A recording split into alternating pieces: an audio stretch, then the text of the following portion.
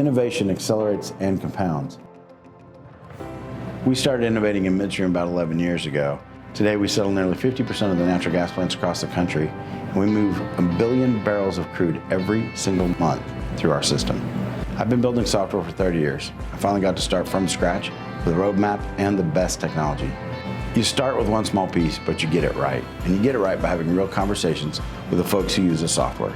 Energy companies, the people that power our industry, they are our innovation partners. With every piece you build, never stop innovating. Upstream accounting, land, production operations, regulatory, and now even measurement. When I look at what we've built, it's all held together by partnership. Innovation, partnering with our clients, the energy we put in has compounded. It's not just about having the best software in the oil and gas business or agile software that accelerates your business performance instead of weighing it down with costs. It's about partnering and having a technology provider who will fight for you and with you, boom or bust. More than ever before in oil and gas, you need predictability in uncertain times, reliable software to power our operations at any scale, and flexibility to grow when our team must do more with less. We are overcoming the tough challenges of today's oil and gas business and building the future of energy software together. I am so thankful to our team and clients for getting us to where W Energy Software is today. But the journey isn't over. Relentless innovation is our driving force, and we are not slowing down.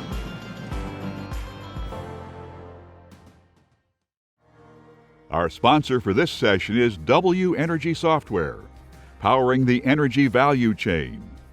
Please visit their page in our Sponsor Showcase tab. Welcome back. As we know, volatile macro dynamics can hamper or accelerate any deal, and a year dominated by COVID demand destruction is morphing into a new year of political and regulatory headwinds. So, how will upcoming A&D be influenced by these macro factors, particularly the capital availability that fuels deal making? Neal Dingmann is Managing Director of Energy Research for investment bank Truist Securities and a long-term industry analyst. His talk today is titled Capital, Geopolitics, and the Biden Blue Wave, What's Driving M&A Today? So with that, Neal, I hope you've got some good news for us. Thanks, Dave. Yes, it's surprisingly, I would call it, when you talk M&A, I do call it surprisingly good news. The way the year sort of looked overall, a lot of us in the energy business thought, with obviously the Democrats #1, not only in the presidency, but taking Georgia, there was certainly a lot of concern going around with my group, everybody from my investors, buy side, hedge funds, you name it, all the way to the companies. But, surprisingly enough, and what I'll walk through today, I think most of the forces that are out there, whether we're talking geopolitical, whether we're talking macro, a couple other things I'll even get to. But my conclusion really right now that we'll do right out of the gate, the conclusion is I think M&A is set for a very nice, very brisk recovery that I think you're going to see, and you've already started to see. And that's going to be supported by a number of things. So, with that, kind of move forward, we'll move past the table of contents. What I think is very interesting, and kind of what I was setting up earlier, is, people thought that because when Biden took over, day 2 in office, after being elected, there was some policies that he was throwing out. He obviously went after the Keystone XL pipeline very quickly, removed a permit that was in place there, shut that down. There was talk of everything from, would he go back on his word and do anything from, basically restrict fracking? Would he go back to, do things in the midstream, upstream, downstream, you name it?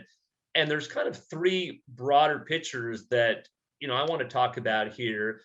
But what I would say about all of these, and I will walk through these here in a second, Steve, is that all these things, while for a number of companies and a number of my companies that I do cover, they could end up being more costly for them.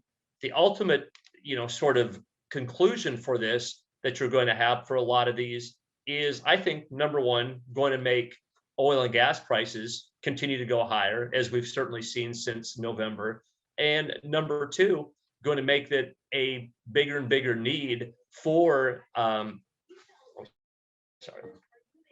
bigger and bigger need for M&A. So I think both those 2 things are going to work in together. And so the 3 things to me that I think are most important is #1, I think the thing that's going to stick out, and that's taxes.